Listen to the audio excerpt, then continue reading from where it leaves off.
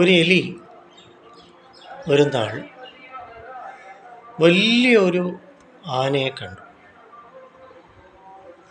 അപ്പോൾ എലിക്കാണെങ്കിൽ ആനയുടെ വലിപ്പം ശരിക്കും പൂർണ്ണമായിട്ടും ആനയെ കാണാൻ സാധിക്കുന്നില്ല. എലി അപകർഷതാ ബോധം കൊണ്ട് താൻ ഇത്രയല്ലേ ഉള്ളൂ, ആന എന്തുവാ,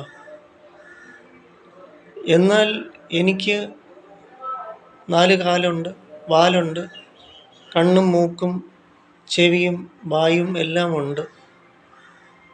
സംഗതിയെല്ലാം ദൈവസൃഷ്ടിയിൽ വായിലൂടെ ഭക്ഷണം കഴിക്കുന്നു, കാലുകൾ ഓടാനുള്ളത്, ചാടാനുള്ളത്, നടക്കാനുള്ളത് ഒക്കെയാണ്. ഇതുതന്നെയാണ് ആനയും ചെയ്യുന്നത്. ആനയ്ക്കും കാലുണ്ട്, വാലുണ്ട്,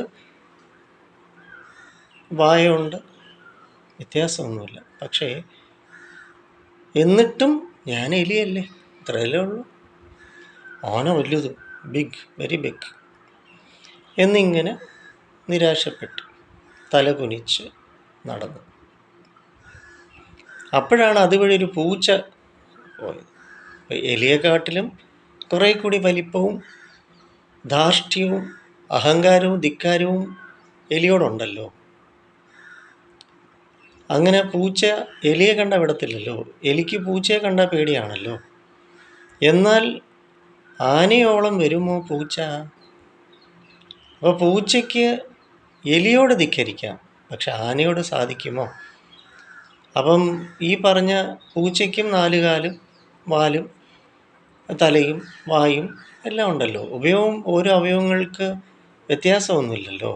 എലിയാണെങ്കിലും പൂച്ചയാണെങ്കിലും ആനയാണെങ്കിലും വലിപ്പ വ്യത്യാസം ഉണ്ട്.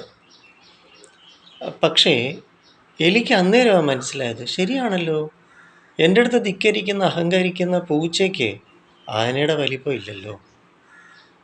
പൂച്ച എന്നാൽ അഹങ്കരിക്കുന്നു, ധിക്കരിക്കുന്നു, ധാർഷ്ട്യം കാണിക്കുന്നു, എന്നോട് മോശമായിട്ട് പെരുമാറുന്നു. എന്നാൽ ആനയോളം വരുമോ പൂച്ച? എങ്കിലും പൂച്ചയ്ക്ക് അപകർഷതാബോധം ഉണ്ടോ? തൻ്റെ വലിപ്പം ചെറുതാണ്, പക്ഷെ തനിക്ക് ഉള്ളത് വെച്ചിട്ടല്ലേ എന്നെ പേടിപ്പിക്കുന്നത് എന്ന് എലി ചിന്തിച്ചു.